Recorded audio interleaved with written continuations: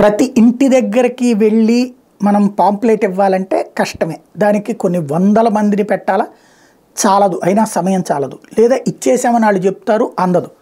దీంతో నారా లోకేష్ టీం అంత కార్పొరేట్ స్టైల్లోనే వ్యవహారం చేస్తున్నారు. అక్కడ తెలివిగా విడివిడిగా మీటింగులు పెట్టడం కానీ, భోజనాల లంచ్ మీటింగ్ అని, బ్రేక్ఫాస్ట్ మీటింగ్ అని ఇట్లా పెడుతున్నటువంటి వాళ్ళు కొత్త కాన్సెప్ట్ ఒకటి తెర మీదకి తీసుకొచ్చారు. అందులో మంగళగిరి టోటల్ పోస్టల్ అడ్రస్లు తీసి ఆ పోస్టల్ అడ్రస్ అన్నీ అక్కడ మంగళగిరి పోస్ట్ ఆఫీస్ దగ్గర ఉంటుంది కాబట్టి 1,75,000 పాంప్లెట్స్ ఏవైతే తెలుగుదేశం పార్టీకి సంబంధించినటువంటి మేనిఫెస్టోని చేర్చేటటువంటి కాంట్రాక్ట్ పోస్టల్ డిపార్ట్మెంట్కి ఇచ్చారు.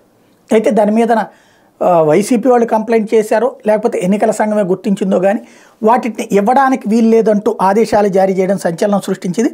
టీడీపీ మేనిఫెస్టో పెట్టి కొద్ది రోజులు మంగళగిరి నియోజకవర్గంలో ప్రచార కాపీలను పంపిణీ చేస్తున్నది పోస్టల్ డిపార్ట్మెంట్. చెన్నైలో ముద్రించిన 1,80,000 కాపీలు మంగళవారం చెన్నై నుంచి మంగళగిరి పోస్ట్ ఆఫీస్ చేరుకున్నాయి. అయితే మంగళగిరి నియోజకవర్గ రిటర్నింగ్ అధికారి జేసీ రాజకుమారి వెంటనే టీడీపీ ప్రచార కాపీలు పంపిణీ చేయొద్దని పోస్టల్ అధికారులను ఆదేశించడం అన్నట్టు ఇక్కడ కీలకమైంది.